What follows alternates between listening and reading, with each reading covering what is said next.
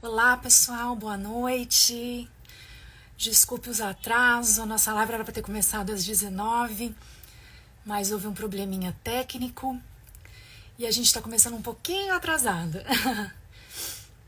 Bom, eu vou esperar mais gente entrar, enquanto isso eu vou chamando a nossa convidada.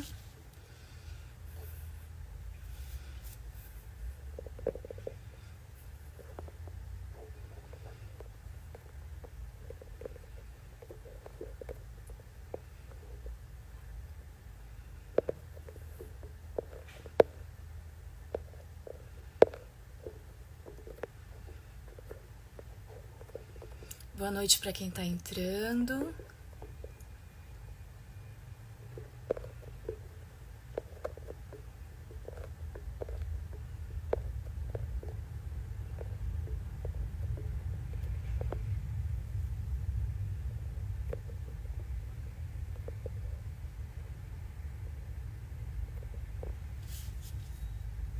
Eu acho que ela já entrou.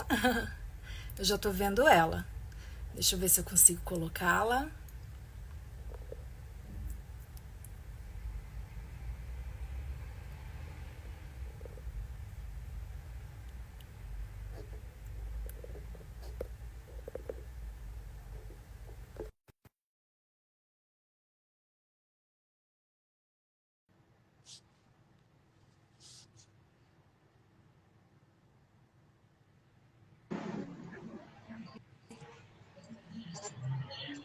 Boa Oi, noite. boa noite. Meu Deus, hoje foi uma sabatina aqui, viu? Depois de muito Mas, problema técnico, conseguimos aqui entrar. Eu peço desculpa para as pessoas que estavam aí desde as 19 horas, mas são coisas que acontecem, né, Krishna Mai? sim, e essa semana, curiosamente, já é a segunda vez que acontece isso comigo. Na quarta-feira, eu fui dar uma aula no Facebook, também entrei com 30 minutos de atraso, porque o Facebook não deu problema, assim. Eu falei, ai meu Deus, será que a Cristina quer que eu dê aula mesmo? Não, mas você sabe que hoje caiu uma chuva aqui no meu bairro, né? Eu estou em São Paulo, capital, e eu falei, ai, só falta acabar a energia, porque aqui em São Paulo é assim, chove, acaba a energia. Eu falei, só falta acabar a energia, mas Cristina quis que a gente entrasse sim. Eu peço desculpas para quem costuma entrar nas nossas lives pelo YouTube ou pelo Facebook. Infelizmente, hoje a gente só vai estar ao vivo aqui no Instagram, mas a gente deixa essa live salva, e aí quem não conseguir entrar ao vivo, depois vai ter acesso de toda forma, né?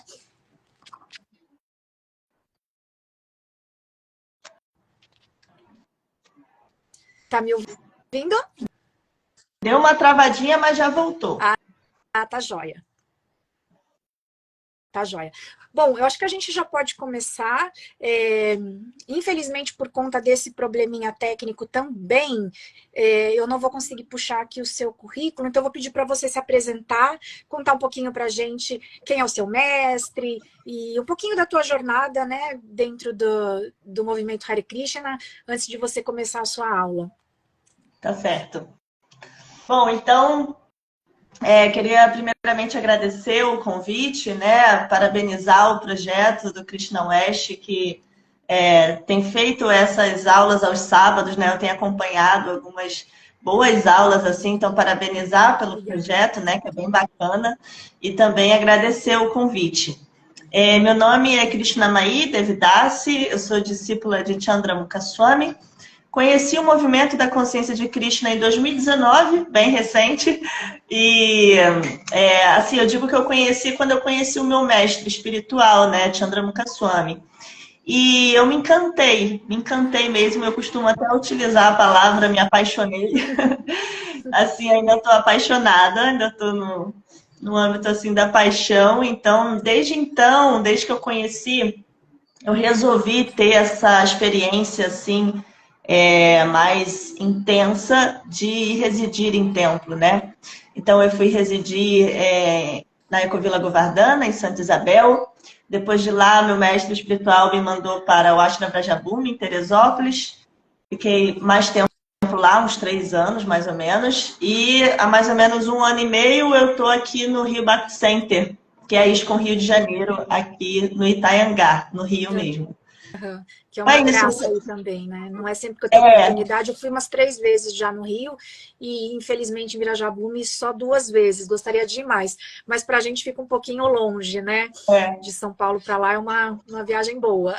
Eu me é. pergunto, às vezes, eu falo para o Gurudeva como que ele consegue, porque ele Então, vai e volta né? govardando a Virajabume. Gente, eu falo, como que o senhor consegue? E aí ele me fala que ele gosta de dirigir. De viajar também, né? Bom, somos irmãs, né? Eu também sou discípula de Chandramukha Swami, então é uma honra tê-la aqui. Obrigada por ter aceito. Eu vou pedir para você começar, então, tá? E peço novamente desculpa para os nossos convidados pelo atraso, por a gente não conseguir hoje estar passando essa live tanto no YouTube como no Facebook, mas eu acho que hoje em dia também o Instagram ele é uma ferramenta super útil, né? E cada vez mais também as pessoas estão usando mais o Instagram do que o Facebook, então a gente acredita que a live ficando registrada, outras pessoas vão ter acesso a esse conteúdo futuramente, tá certo? Eu vou tentar tirar a minha imagem e deixar só você, mas você pode começar, tá certo? Bem, obrigada, Nanda. Imagina. Bom, então, essa live, né, ela está intitulada As Manchas da Lua, a importância do não julgamento no percurso espiritual. Quando eu recebi o convite para dar essa aula no Krishna West, eu fiquei pensando em que tema eu poderia falar, né?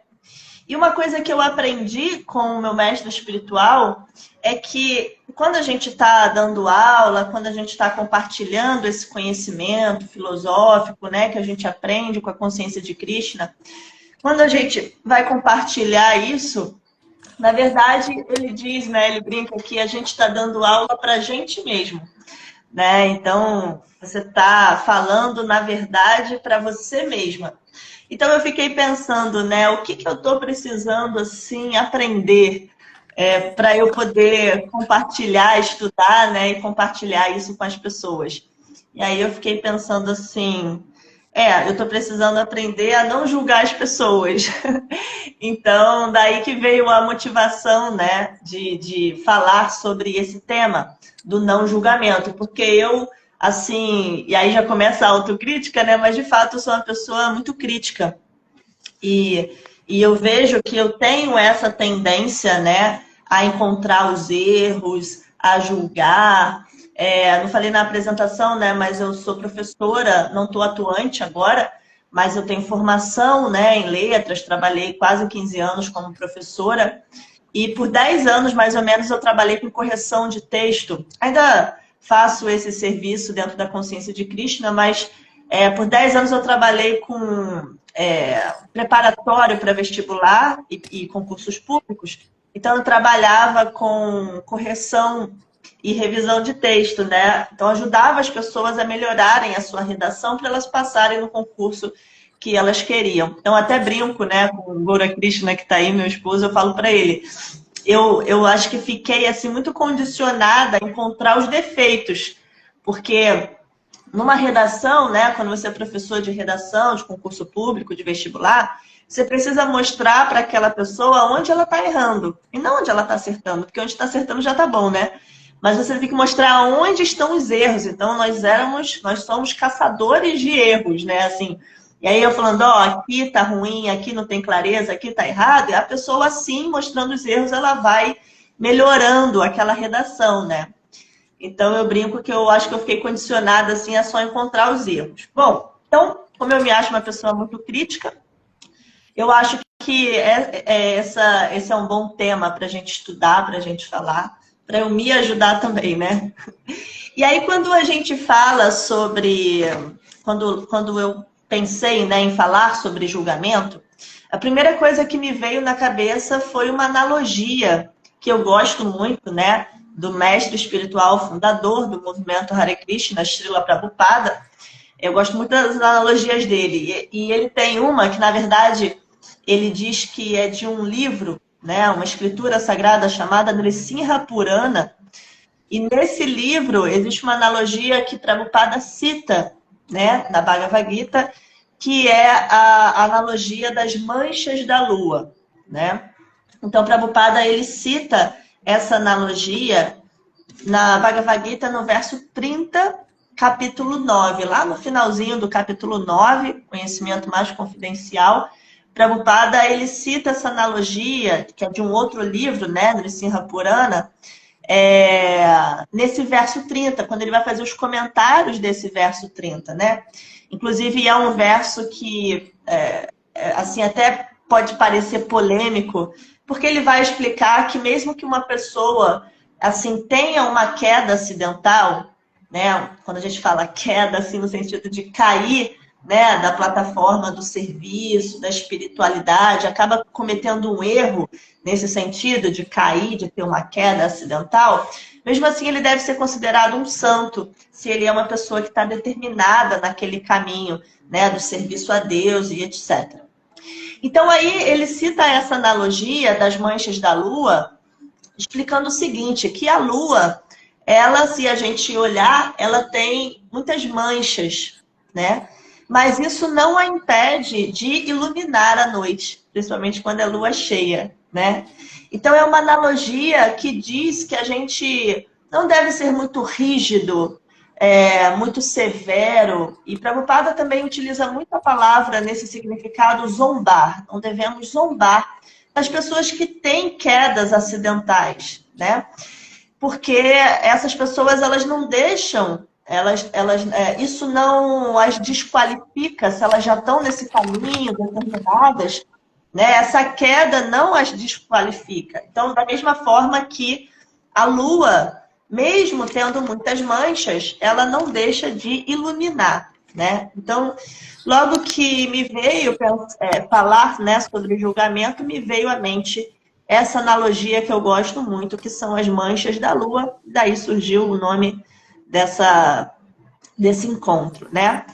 Bom, e aí falando sobre manchas, todo mundo tem manchas, né? Eu tenho mancha, você tem mancha, o colega do lado tem mancha, né? No sentido de defeito. Todos nós temos defeitos, né? Esses defeitos, essas manchas, elas são inerentes aos seres humanos, né? Ou, para usar um termo mais técnico, são inerentes à alma condicionada. Esse termo alma condicionada é mais técnico, né? No sentido de que quem está na consciência de Krishna que vai entender melhor esse termo, né? Então, a ideia é que nós somos a alma e não esse corpo e esse personagem, e estamos presos nesse corpo e nesse ego, né? Nesse personagem. Então, é dito que essas manchas, esses defeitos, e aí todo mundo sabe disso, né? Isso é algo bem divulgado, não é surpresa para ninguém, é algo inerente ao ser humano, ou seja, é algo que é próprio da alma que é condicionada. Tem uma música do... como é que é o nome dele? Emicida, eu gostava muito de rap, ainda gosto. E aí tem uma música do Emicida que ele diz, né? Só de você nascer você já está errado, algo assim, né? Então todo mundo sabe que a gente nesse corpo já nasce assim com uma série de tendências mesmo, né? Então isso é normal, todo mundo tem defeito, todo mundo tem erro. E aí, Prabhupada, ele vai nos explicar também, o que eu acho que é muito interessante, já vou explicar por que eu estou dizendo isso.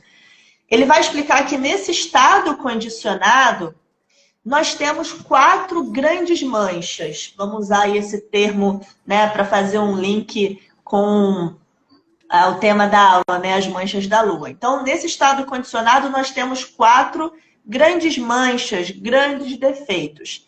E ele vai dizer quais são. O primeiro é que nós não conseguimos, ou seja, o ser humano, a alma condicionada, ela não consegue não errar.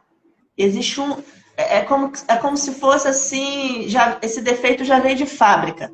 A gente não consegue assim ser perfeito, sabe? Nunca errar, isso é impossível. Essa é uma qualidade, no sentido de característica da alma condicionada. Nós não conseguimos não cometer erros nesse estado condicionado, né? Então, as pessoas conhecem a frase muito famosa, errar é humano, né?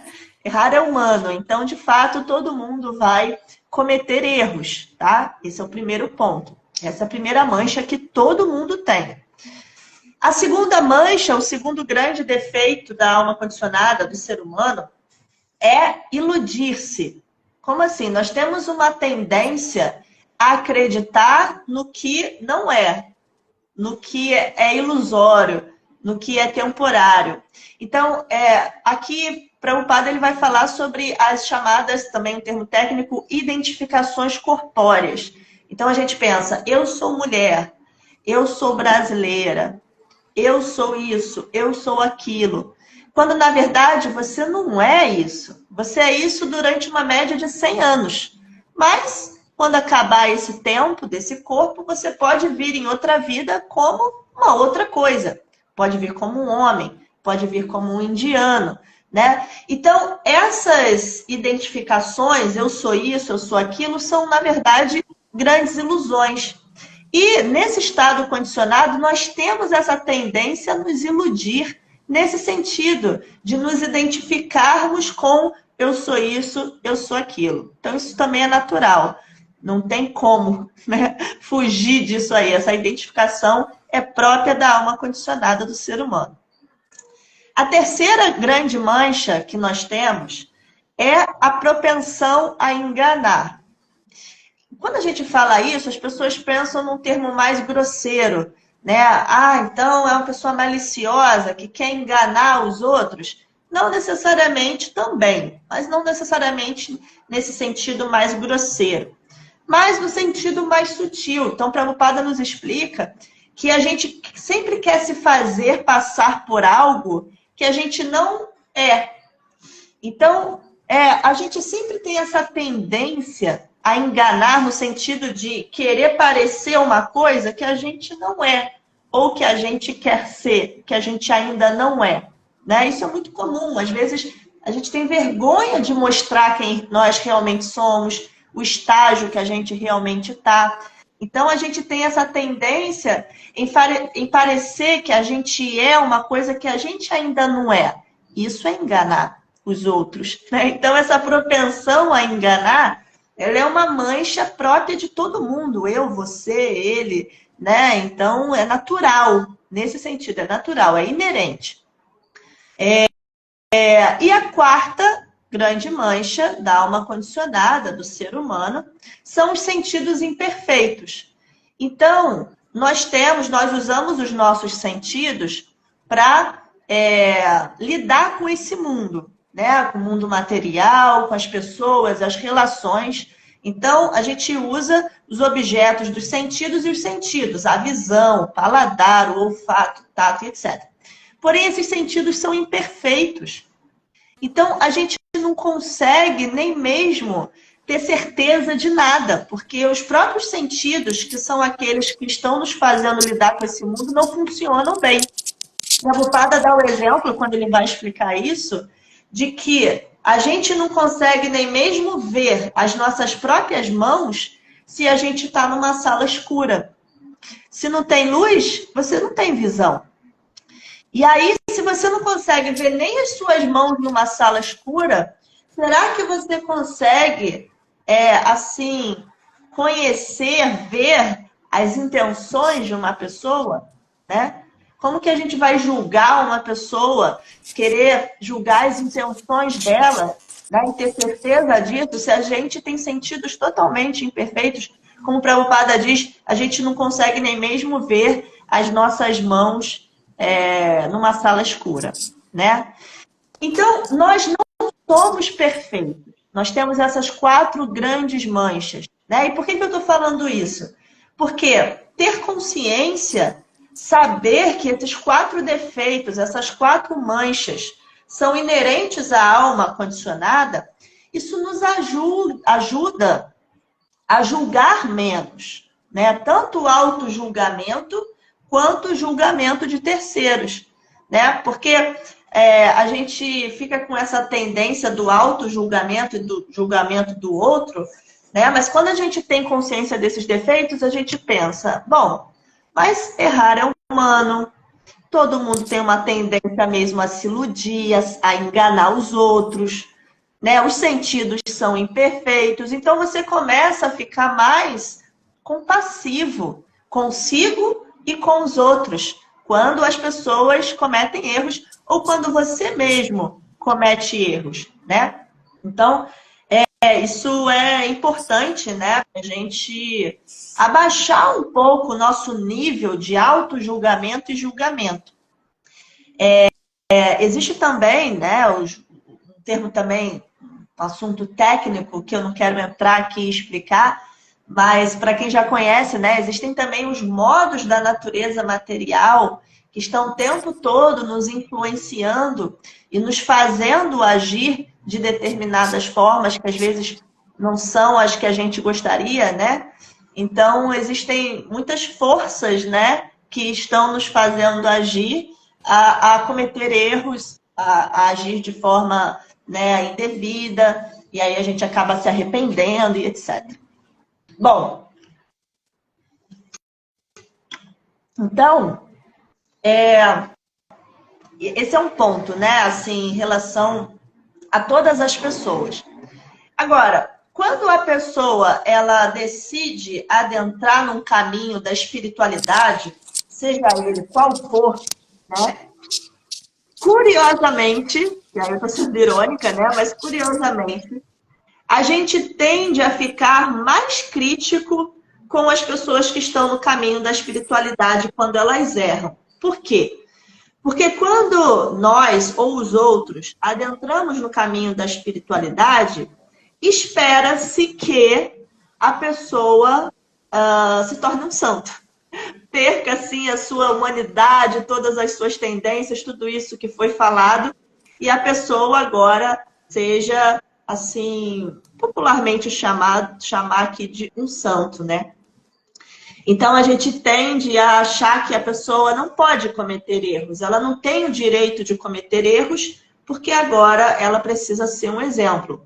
De fato, né, a pessoa precisa olhar melhor o seu comportamento quando ela adentra esse caminho, porque senão fica uma coisa inconsistente, né? Fica uma coisa incongruente, enfim. É outra palavra que eu queria utilizar, mas agora eu esqueci.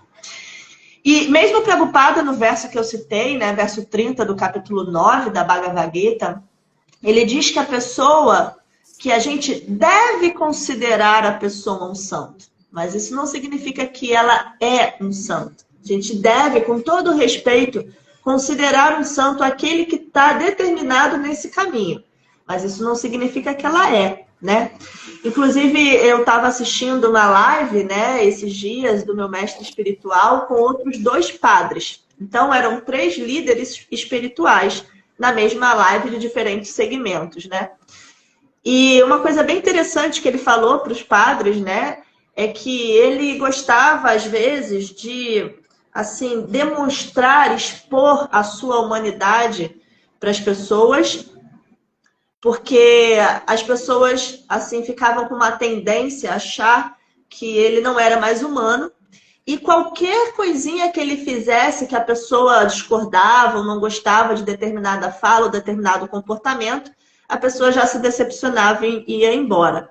Então ele dizia que era uma estratégia dele, né, mostrar, expor a sua humanidade, para que as pessoas não se decepcionem, né? Então, quando a gente adentra esse caminho, a gente tende a ficar mais autocrítico e também mais crítico com os outros que estão nesse caminho também, principalmente se forem líderes espirituais, né? Dependente do segmento. Então, voltando a esse verso 30, que eu gosto muito, apesar de parecer polêmico, eu adoro esse verso e adoro esse significado, esse comentário de Prabhupada. Lá, ele vai explicar 3 motivos pelos quais nós não devemos zombar as pessoas que têm quedas acidentais. 3 motivos pelos quais nós não devemos julgar quem comete erros mesmo estando nesse caminho, né? E é muito interessante esses 3 motivos, queria compartilhar aqui com vocês. Quais são? O primeiro deles é que Prabhupada explica o seguinte: a pessoa, quando ela começa o serviço devocional, quando ela entende um pouquinho e ela fala, poxa, quero servir a Deus, né? Independente do caminho da escola filosófica, ela fala, poxa, quero usar a minha energia, usar o meu corpo para servir a Deus, né? Quando ela começa nesse caminho, esse estágio inicial, ele é muito difícil, porque ele é como se fosse, assim, 2 trilhos de um trem, né? Então, a pessoa, ela fica ali tendo 2 vidas, digamos assim. E essas 2 vidas, isso dá um bug na cabeça, dá uma certa confusão, assim, na nossa cabeça, né? Porque ela entende, principalmente, né, no movimento da consciência de Krishna, os espíritas também, entrou minha mãe aí agora, que é espírita, a gente entende que nós somos almas, né? Almas condicionadas, como eu falei. Que nós não somos esse corpo, não somos esse personagem, somos alma. Porém, nós estamos nesse corpo. Nós estamos vivendo nesse mundo. Então, você fica ali com 2 vidas. É uma coisa, Prabhupada mesmo diz nesse significado que é confuso, assim, é uma coisa difícil, né? Você ter ali essas 2 percepções. Eu sou a alma, mas eu estou no corpo. Eu desejo voltar para o mundo espiritual, que é quem eu realmente sou, a minha constituição. Mas eu agora estou aqui. Então, como eu ajo, né? Minha mãe aí dizendo, boa noite, filha, tenho muito orgulho de você. Ah, obrigada, mãe, também tenho muito orgulho de você. Uma pausa aqui que a mãe pode, né? Bom, então você acaba sendo assim, tendo 2 vidas. E isso confunde a sua cabeça e também confunde a cabeça dos outros. Porque as pessoas começam a falar, frequenta a igreja, frequenta o templo, frequenta o centro, mas faz não sei o que, tem determinado comportamento, né? Então, é natural, né? Nesse estágio inicial do serviço devocional, nós estamos misturando, a gente acaba misturando 2 atividades. Uma atividade que é condicionada, que é própria desse mundo, que é difícil de renunciar e de lidar, e uma atividade que seria constitucional, que é você agir como alma, né? Então, é um processo gradual, é um processo lento, até que você consiga, mesmo num corpo, né, agir como um devoto puro, agir como uma alma espiritual, né? Então, isso é difícil mesmo. Essas 2 coisas correm lado a lado e é como se você tivesse ali 2 vidas. O segundo motivo que Prabhupada dá para essa dificuldade é que ele diz que essas quedas são acidentes no percurso espiritual. Por quê? Devido ao que ele vai chamar de contaminação material e também a nossas ligações mundanas anteriores, usando também aí termos técnicos, né, de Srila Prabhupada. Então, o que seriam essas contaminações materiais? Naturalmente, antes de qualquer pessoa entrar no caminho da espiritualidade, ela já tem hábitos anteriores a esse novo estilo de vida, né? E ela já está habituada a determinados pensamentos, a determinados comportamentos. Então, contaminada nesse sentido, tá? Essa palavra é meio forte, mas ela já está habituada a comer aquilo, a agir daquela maneira, a pensar daquela maneira, a ter aquele estilo de vida. Então, fazer essa transição também não é do dia para a noite, é difícil. E mesmo quando a pessoa, mesmo com determinação, ela adentra esse caminho, né? Quanto tempo aí, a gente não sabe, cada um é um tempo, né? Mas quanto tempo a pessoa realmente não vai precisar, talvez vidas, para abandonar determinados comportamentos, né? Então, a gente não precisa julgar a pessoa que está determinada no serviço devocional, mas teve determinado comportamento. É uma bagagem que a gente traz anterior a esse processo que a gente escolheu seguir, né? Então, isso é natural. Prabhupada diz, isso é muito natural. Isso é comum. A pessoa até largar... Meu mestre espiritual, ele dá a analogia também de o ventilador, né? Quando a gente resolve servir a Deus, é como se a gente desligasse da tomada esse ventilador. Só que quando você desliga um ventilador da tomada, ele continua rodando, né? Então, os hábitos, as maneiras de pensar, mesmo o nosso karma, né? Ele ainda tem muita coisa ali acontecendo. Então, é normal determinadas quedas, determinadas tropeções, né? Isso é natural. A gente não deve julgar as pessoas por causa disso. E um outro fator é também o próprio karma, né? Então, vidas e vidas agindo de determinada maneira, plantando sementes que podem brotar, né? Podem brotar. E quando essas sementes de reações negativas brotam, né? É difícil também, às vezes, segurar a onda, né? Para algumas pessoas pode ser muito forte e pode fazer com que elas também caiam, né? Então, isso é natural com todos. Todo mundo tem uma mochilinha cheia de semente que podem nascer ou não. Então, é natural que isso aconteça, que a pessoa tenha determinados escorregões, né? E o terceiro motivo que ele dá sobre isso é que quando você adentra, aí sendo mais técnico, mais específico dentro da consciência de Krishna, quando você resolve servir a Suprema Personalidade de Deus, Prabhupada diz que é como se nós declarássemos guerra à Maya, que é a energia ilusória, né?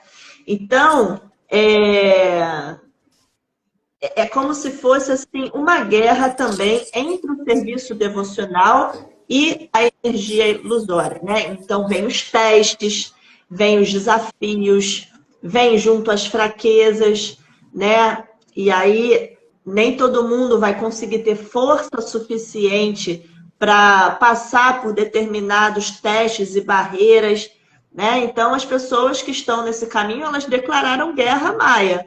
Então, muitas coisas virão para testá-la mesmo, né? Para ver se isso é realmente o que ela quer, se a devoção dela é sincera, né? Se é o caminho que ela, com todo o seu coração, realmente quer seguir, né? Então, esses testes vêm, muitas pessoas vão ter quedas, escorregões devido a esses testes, né?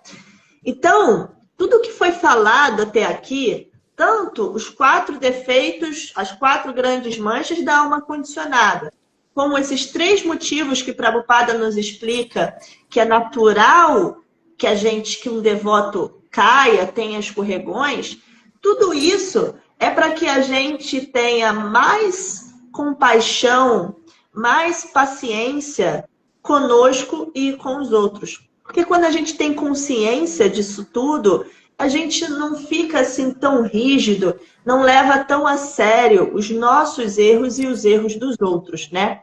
A gente percebe que os devotos avançados, as pessoas que são avançadas, eles têm uma postura pacífica e têm uma postura compassiva com os erros dos outros, né? Isso está nas escrituras também, que essa é uma característica do devoto puro, né? Quando a gente olha lá a biografia de Prabhupada, né, como ele era compassivo, como ele era pacífico no início do movimento, né? Ele ensinava um devoto que fumava, dormiu na casa que o outro que comia carne fumava, né? Então, Prabhupada não tinha assim julgamentos, né? Os devotos cometiam erro. Tem até uma história muito bonita dentro do movimento, né? Que até, enfim, muito emocionante essa história, né? Que os devotos já tinham criado templos, já recebiam as pessoas novas, né? Como sempre, pessoas chegam, pessoas vão embora. E um dos devotos que estavam lá servindo o templo estava fumando maconha, né? Não sei se dentro ou fora, não me lembro detalhes da história, mas os devotos responsáveis por aquele templo chamaram a atenção dele, como parece que ele continuou, mandaram ele embora, expulsaram esse devoto do templo. E quando o Prabhupada soube que isso aconteceu, ele brigou com esses devotos e mandou chamar de volta, mandou que procurassem aquele rapaz e que o chamassem de volta, né? E ele diz assim, algo, né? A lição que fica dessa história, que ele dá para esses devotos, que esses devotos, esses discípulos contam, né? É que é muito difícil dar Krishna para alguém, né? E se uma pessoa ela se aproximou, né? Você não deve julgá-la, ser rígida, né? Para que ela não vá embora. Então, cada pessoa que se aproxima de Krishna é muito valiosa e a gente deve acolher e mantê-la ao máximo perto de Krishna, né? Então, essa história, dentre tantas outras da biografia de Prabhupada, que nós consideramos um devoto puro, mostram como ele era pacífico, compassivo. E a gente vê isso também, né, em outros devotos que nós consideramos avançados, né? A gente vê, por exemplo, como eles não levam muito a sério, como a gente, os erros dos outros, né? Eu particularmente vejo isso no meu mestre espiritual, que eu considero uma pessoa avançadíssima, e eu vejo isso nele. Não é que ele está negligenciando os erros, né? Mas é que ele vê como um tatuadarshi, que a gente chama, né? Um vidente da verdade, ele vê a todos como crianças espirituais, como Prabhupada nos via, né? Nesse sentido, somos só crianças. E uma criança, os erros que a criança comete, você não leva muito a sério. Por quê? Não é que você está... não está ligando para a educação da criança ou não está ligando para ela. Não, é porque é criança. A criança vai comer terra, vai deixar as coisas cair, vai fazer coisa errada. É normal, é próprio da criança. Então você não leva, nossa, deixou o copo cair, comeu terra, né? Não leva tanto a sério, porque é criança. Então a gente percebe que os devotos avançados, eles têm essa postura pacífica, compassiva e de não levar tanto a sério. Agora, quem está num estágio mais que a gente chama neófito, né, um estágio mais inicial, um estágio ofensivo, que a gente chama, né, é muito rígido, que eu vejo, né, em mim, por exemplo, é muito rígido, é muito crítico. Cada erro que comete, ou cada erro que o outro comete, fala, que absurdo, não pode, isso não pode acontecer assim, né, fica com raiva e não quer que aconteça, quer que tudo seja perfeito, dentro do nosso controle, né? E os devotos avançados, não. Eles são mais pacíficos e compassivos, né? Inclusive, tem uma outra analogia que Prabhupada utiliza, que é muito boa também, né? Que fala um pouco sobre isso, que é do sapato grande.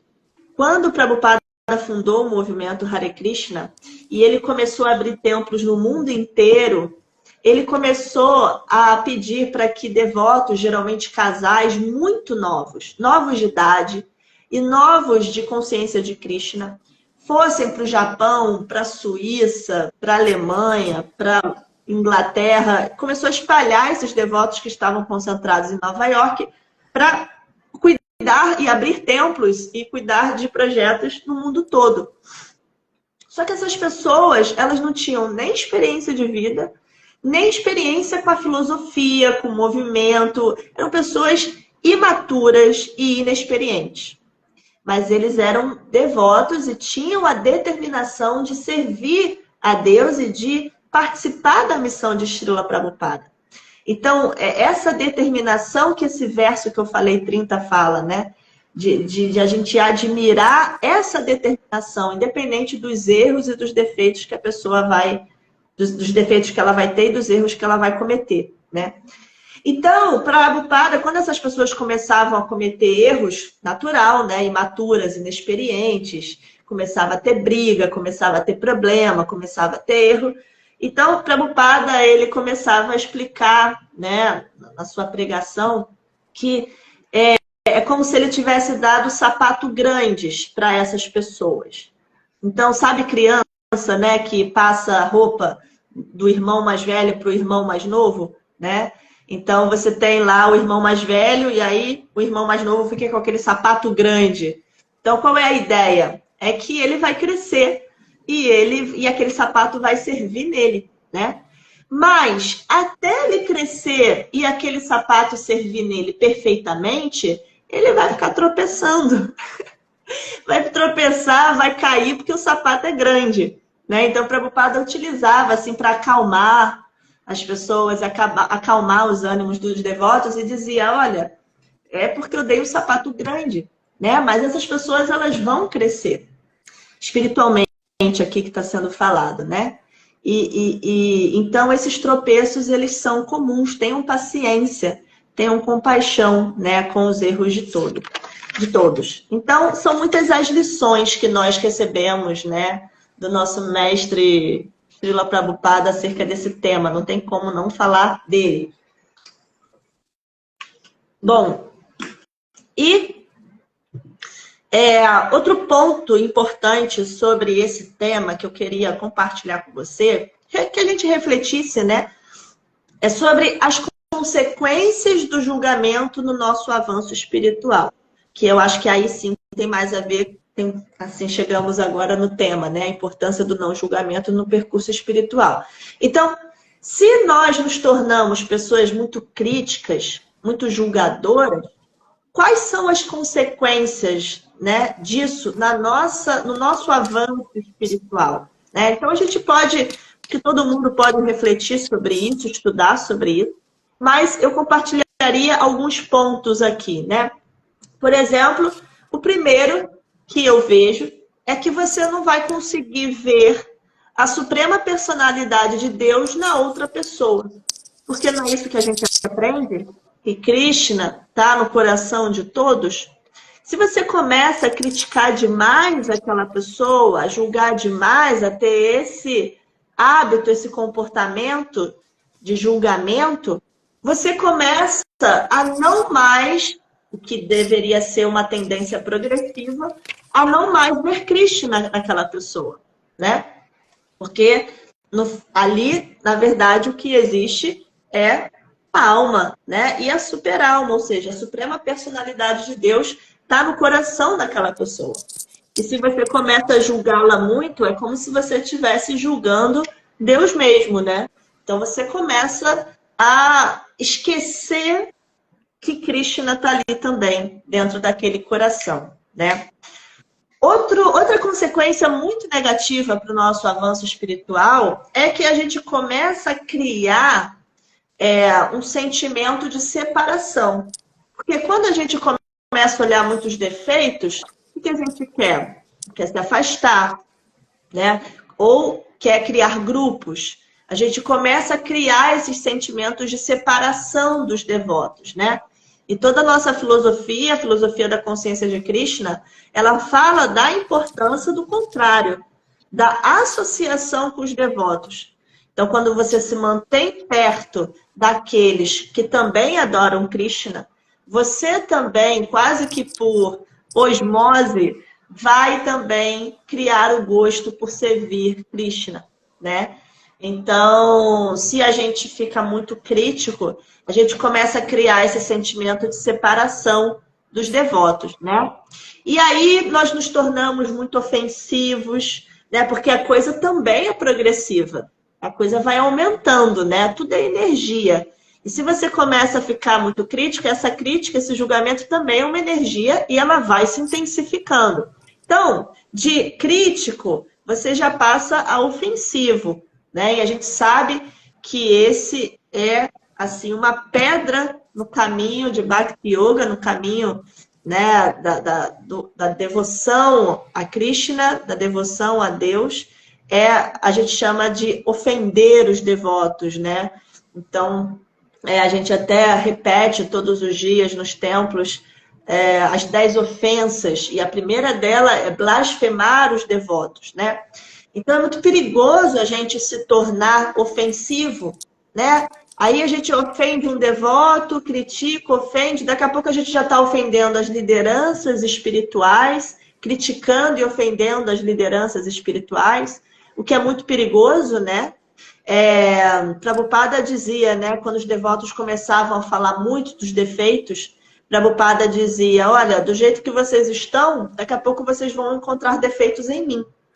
Né? Então isso é muito perigoso, porque é um caminho assim, sem volta, né? Você encontra defeito em um, depois em outro, aí você já está encontrando defeito em Prabhupada, daqui a pouco você já está encontrando defeito nas escrituras, que são própria Suprema Personalidade de Deus, são escrituras reveladas, e assim você vai, você encontra defeito em tudo, né? Então é muito perigoso, tem que frear já desde o início, né? E todas essas ofensas, todas essas críticas, isso nos faz perder força espiritual, né? A força espiritual, ela vem dessa pureza também de olhar, né, as pessoas. E quando a gente se torna muito ofensivo, muito crítico, a gente acaba perdendo essa força, né? E vai perdendo a vontade de cantar, fazer a sua meditação mântrica, né? Que a gente diz que é cantar os santos nomes. Aí vai perdendo a força de estar com os devotos, de ir nos festivais. E aí, quando você vê, você já se afastou, né? Já se afastou de todo mundo, já se afastou de Krishna. E aí, enfim, pausa aí o seu caminho de avanço espiritual, né? Então é muito perigoso esse caminho de Krishna e de julgamento. Tem um verso que também, agora de outra escritura chamada Śrīmad Bhagavatam, que eu gosto muito, está lá no 5º canto. No contexto, vou explicar rapidinho o contexto. O contexto é de um rei que está sendo levado num palanquim por uma série de servos.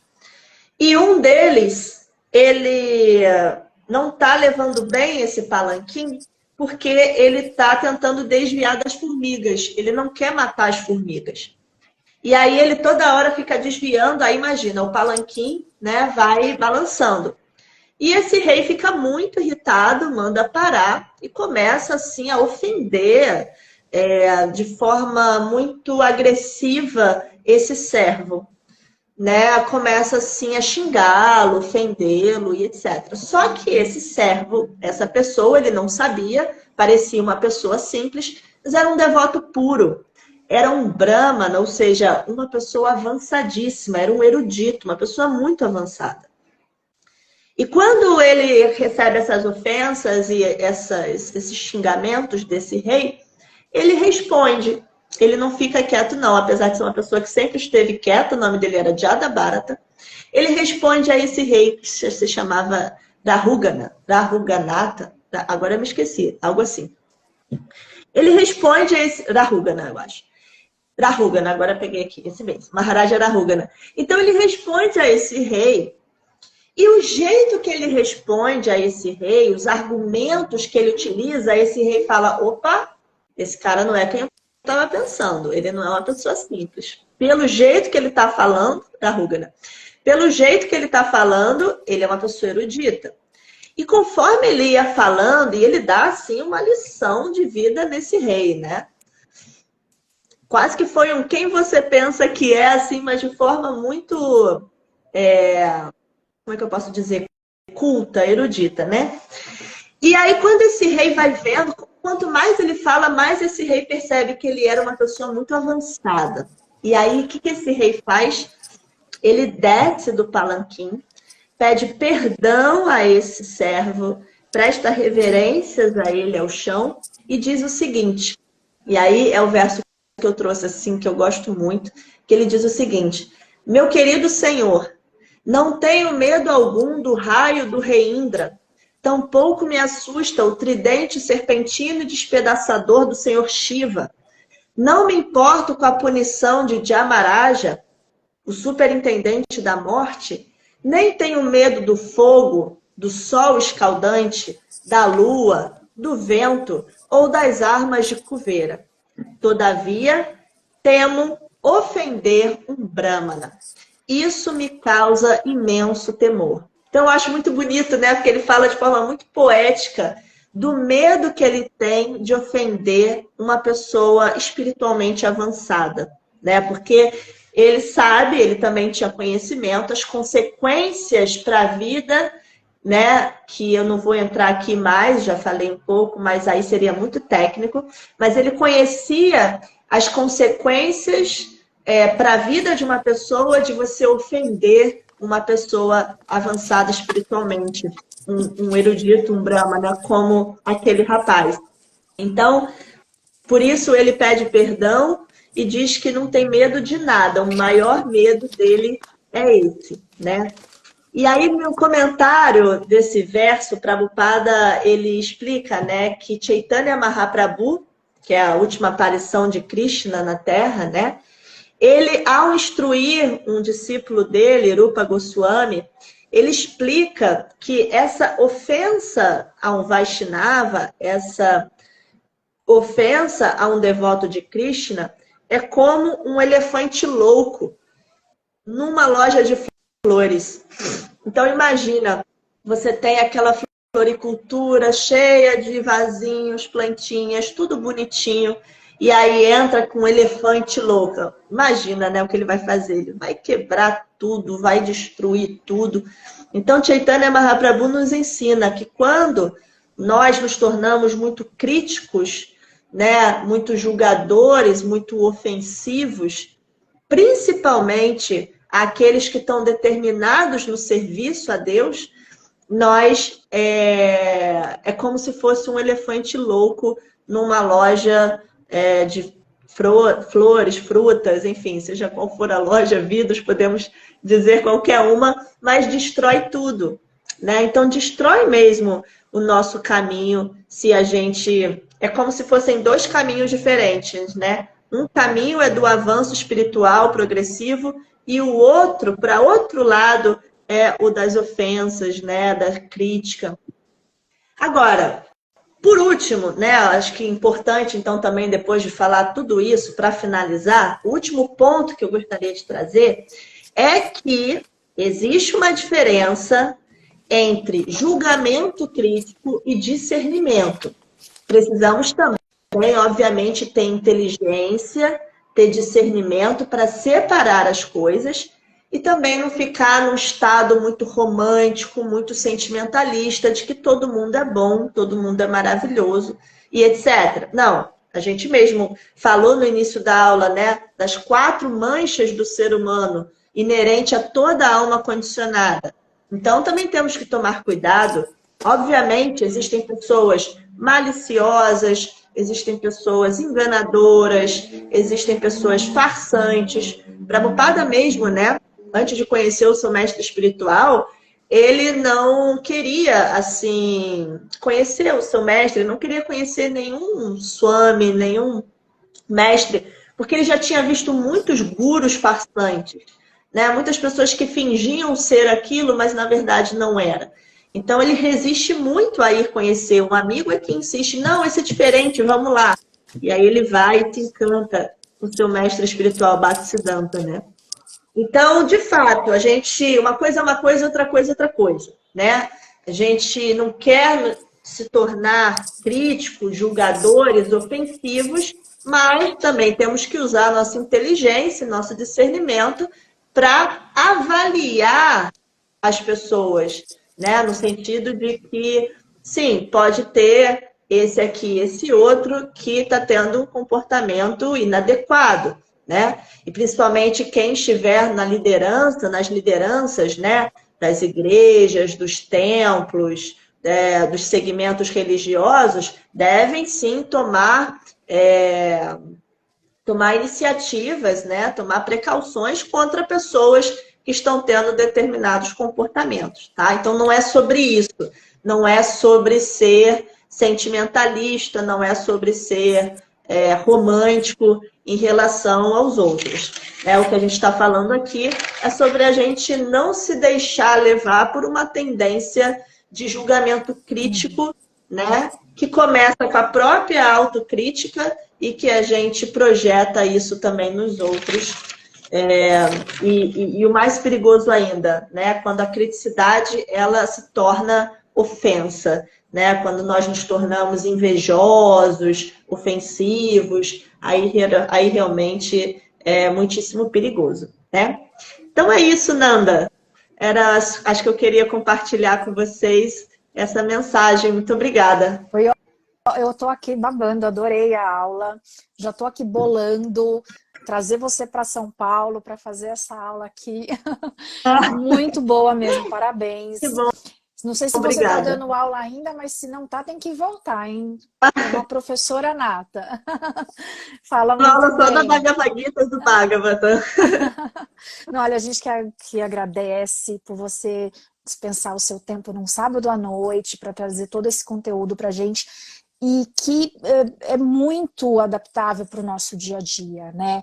Como a gente tem que se lembrar disso no nosso dia a dia, porque é muito fácil a gente na vida familiar, no trabalho, a gente criticar, né?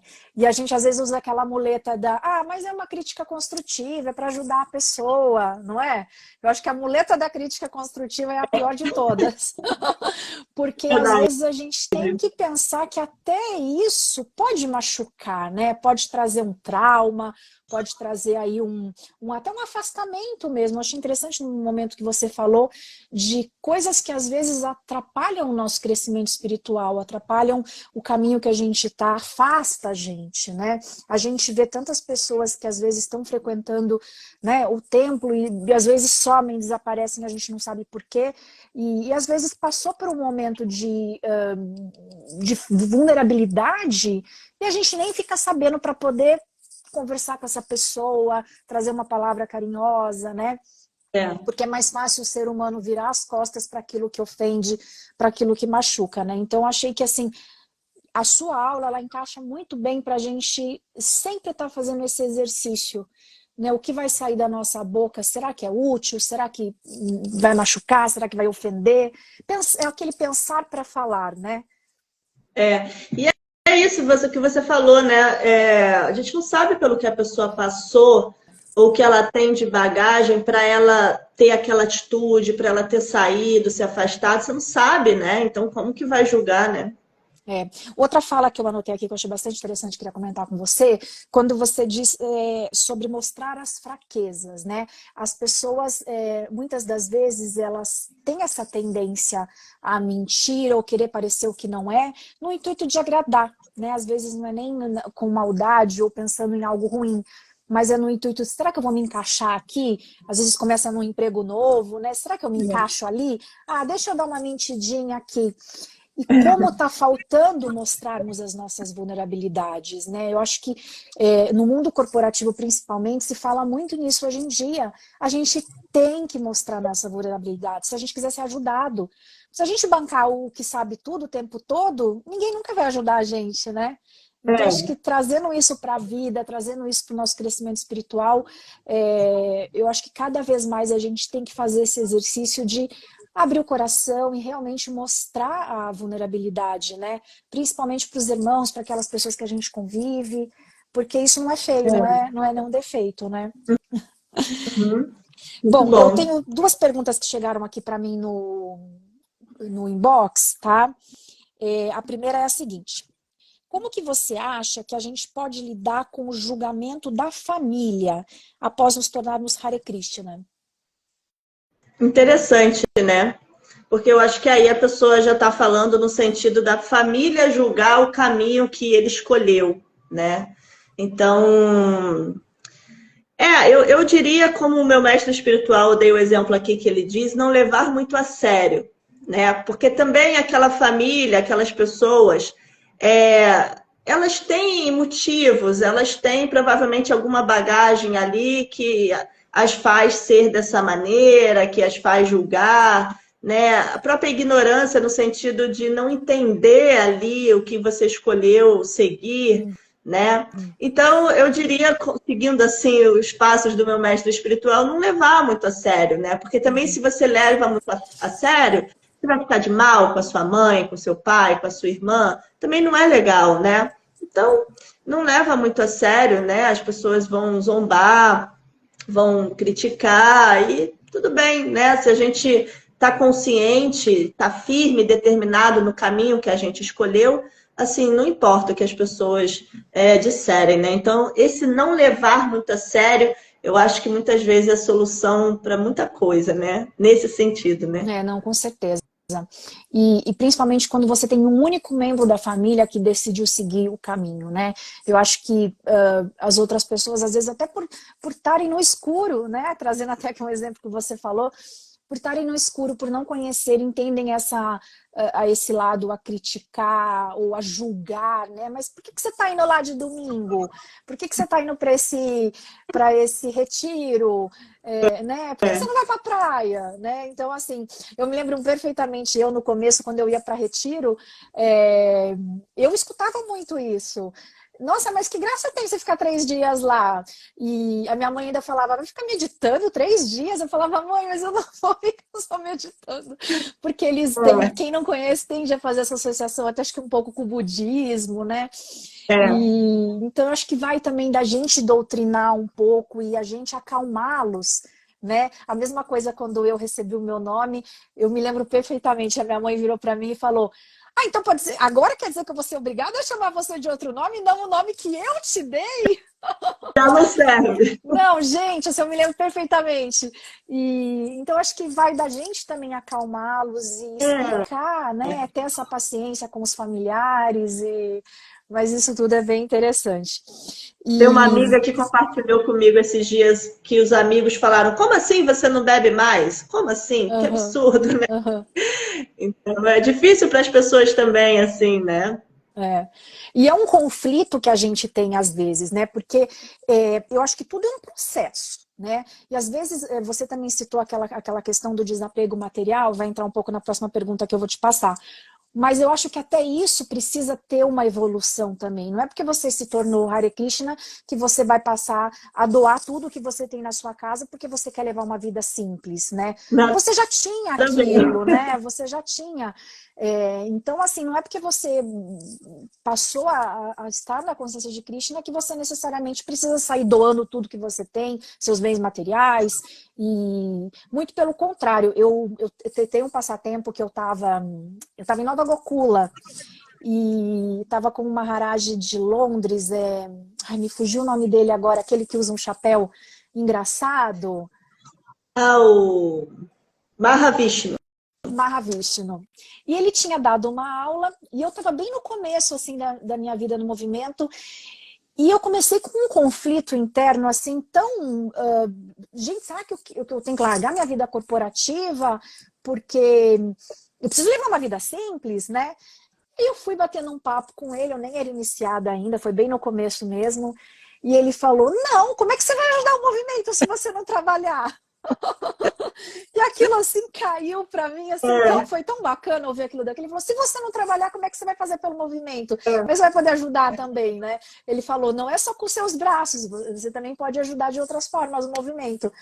Então, acho que a gente também tem que deixar de fazer essa autocrítica. Será que eu tenho que largar tudo? Será que eu não posso ter mais nada material? Porque eu preciso necessariamente levar uma vida mais simples? Então, acho que até isso também é um processo, né? E a pergunta é a seguinte, sobre as contaminações materiais, como podemos exercer o desapego? Qual a sua sugestão? Eu acho que é isso, né, Krishna Maia? É aos poucos, né? Eu acho que você abordou bem essa parte aí, porque, de fato, a renúncia ela é mal interpretada, né? Assim, principalmente no começo, é natural que a gente entenda mal o que é a renúncia.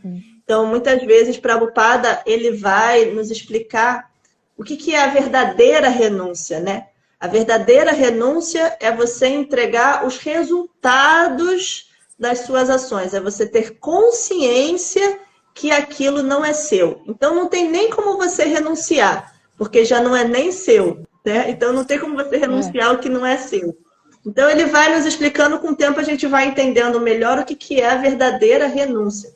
Então, é natural que no começo a gente pense que a gente deve largar tudo, trabalho, família, bens materiais, né? Quando depois a gente vai entendendo que a gente deve usar tudo isso em consciência de Krishna, né? Mas isso de fato é um processo.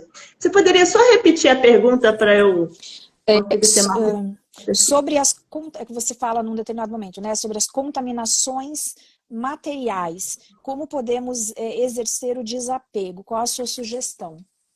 Sim, porque as contaminações materiais que Prabhupada fala lá naquele verso 30, ele se refere ao que a gente chama também tecnicamente de anartas. Uhum. São os nossos maus hábitos, né? E como que a gente, ele falou aí, desapega desses maus hábitos, dessas contaminações, né? Quando a gente fala que contaminações materiais, não são necessariamente coisas grosseiras, mas às vezes coisas mais sutis, como os maus hábitos, né? E a gente vai se desapegar, usando a palavra da pergunta, mas a gente vai fazer isso nos purificando, né? Então, todo o processo de Bhakti Yoga nos ajuda a purificar esses maus hábitos, a purificar essas contaminações, cantando Mahamantra Hare Krishna, acordando cedo, enfim, né? Tem uma série de processos que nos ajudam a purificar isso. E aí você não precisa se preocupar em desapegar disso artificialmente. Conforme você vai praticando o processo ele vai purificando o seu coração e naturalmente você vai deixando aquilo de lado. Não é um processo assim forçado. Não, perfeito, perfeito. Eu acho que é por aí mesmo.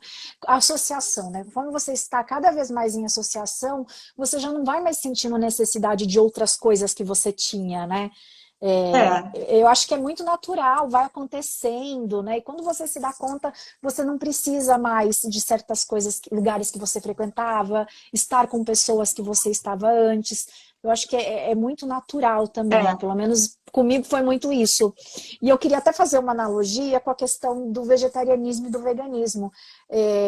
Às vezes as pessoas falam, mas você tem que deixar de comer qualquer tipo de bicho, de um dia para o outro. Às vezes não é assim, né? Às vezes você vai deixar de comer carne, depois você vai deixar de comer peixe, depois você vai tirar o ovo, e as pessoas às vezes se cobram muito, né? Não, eu tenho que fazer tudo lá que me falaram. E a gente também tem que respeitar o nosso processo, né? Cada um vai ter um processo de desapego. Porque a gente tem que pensar, passamos uma vida inteira fazendo aquelas coisas, né? E aí também vamos levar um tempo para a gente desaprender a comer a carne, desaprender a fazer certas coisas que a gente, né, fazia antes. Eu acho que tudo é um processo e a gente também tem que respeitar o tempo de cada indivíduo, né? E não criticar aquele colega que às vezes a gente nota que não está conseguindo ou não está indo tão rápido como a gente achava que deveria ser. Porque ele também vai ter o tempo dele, né? E Prabhupada explica, né, a analogia do copo de água. Então, o copo que está cheio de ar, para tirar o ar, você não precisa criar um processo super complexo de tirar o ar do copo. É só botar água, né? Então, não precisa forçar nada. Você começa a colocar as práticas, né, de Bhakti Yoga, as práticas espirituais, e naturalmente, como você disse, né, você vai deixando as coisas de lado. Você falou sobre o vegetarianismo. Deixa eu aqui em 2 minutinhos contar a minha experiência com o vegetarianismo. Eu comecei a ser vegetariana depois conheci a consciência de Krishna, agora tem 5 aninhos só. Dizem até que ainda tem carne, né, no meu organismo, porque só diz que depois sai totalmente, né? Mas então, quando eu falei assim, tá bom, um dos votos é não comer carnes, peixes e ovos. Eu falei, então eu vou fazer um planejamento, porque eu gosto de comer carne, né, adorava carne de porco, e eu falei, eu acho que eu não vou conseguir. Vou fazer um planejamento lento e gradual, de forma que eu consiga. Aí, olha só como eu planejei. Eu planejei virar lacto-vegetariana em 5 anos. Eu falei, no primeiro ano eu vou tirar carne de boi, no segundo ano carne de frango, no terceiro ano carne de porco, sei lá, na ordem não lembro, mas no último ano peixe, e no 5º ano eu vou tirar frutos do mar e ovos, porque eu ainda queria comer o máximo camarão que eu pudesse. E aí, o que aconteceu? Nos primeiros 6 meses, que era do ano da carne de boi, eu já não conseguia mais comer carne, não precisou ser um ano. Eu já não conseguia, eu fui comer um hambúrguer e já passei mal, já não conseguia. Aí eu falei, bom, então eu vou reduzir para 6 meses. Né? Ao invés de 1 ano, cada carne, 6 meses. Quando chegou no final de 1 ano, eu já não conseguia botar mais nada na boca, nem ovo. Fui comer um peixe e já passei mal. Então, em 1 ano, eu consegui me tornar totalmente lacto-vegetariana, não senti mais nenhuma falta depois, e foi uma coisa muito natural. Que bacana. O meu também, vou aproveitar que o meu foi bem interessante. Eu fui fazer um retiro lá em Paraty, em Gora Vrindavana. Gora Vrindavana. Mas eu não conhecia o movimento. Eu fui porque tinha uma pousada lá e eu falei, vou passar era carnaval, era um retiro de carnaval. E aí fiquei uma semana inteira comendo de forma vegana. Quando eu voltei para São Paulo, eu falei, se eu fiquei uma semana, eu fico uma vida. E aí, de um dia para o outro, eu tirei tudo de uma vez. E eu também não senti mais vontade. Acho que Krishna veio ali no meu coração, porque eu era aquela pessoa que todo domingo comia churrasco. Para mim era muito cultural isso, né? Do almoço de domingo era churrasco em família. E eu tirei tudo de uma vez e as pessoas davam risada. Você? Isso não vai durar um mês. Bom, já são 6 anos. E depois eu acabei virando vegana. Já tem 1 ano e meio que eu virei vegana. E até na forma também de vestir, virei ativista. Hoje sou voluntária na Sea Shepherd, que é uma ONG que faz preservação dos oceanos, e também sou voluntária na SVB, que é a Sociedade Vegetariana Brasileira. Então, não só virei, como vesti mesmo a camisa e sou super ativista hoje, né? E as pessoas realmente, assim, quem me conhece da vida inteira, não acredita. Não acredita. Mas eu acho que essa limpeza no coração vai acontecendo e a gente passa a nem querer, né? A gente passa a nem ter mais o desejo. Não é uma coisa onerosa. Ai, meu Deus, que difícil. Não, passa a ser ok, tá tudo certo, né? Então, acho que isso é muito legal que acontece na vida da gente. Bom, mas vamos encerrando por aqui, porque já estamos aqui há quase... Já passamos de 1 hora, e eu queria dizer para você que o papo foi maravilhoso, eu adorei a sua aula. Vamos deixar gravado aqui para as pessoas que não conseguiram assistir, ter a oportunidade. E eu te agradeço imensamente por trazer todo o seu conhecimento, a sua vivência, e tenho certeza que as pessoas também gostaram muito da live, e os que vão assistir também vão gostar. Também gostei muito da sua companhia, Nanda, Obrigada. das suas complementações. Obrigada. Aí. Agradecer também a todos que participaram e colaboraram, fizeram perguntas. Agradecer mais uma vez ao Krishna West Brasil pelo convite. Foi um grande prazer estar aqui com vocês. Olha, estou te esperando em São Paulo, hein? Avisa quando você vier, que já faço aqui o convite pela Congregação de São Paulo para você fazer uma aula para a gente no templo, porque foi muito interessante mesmo. Gratidão. Legal, tá certo. Obrigada por quem ficou aqui até agora também. Tenha uma boa noite. Hare Krishna. Hare Krishna. Tchau, tchau.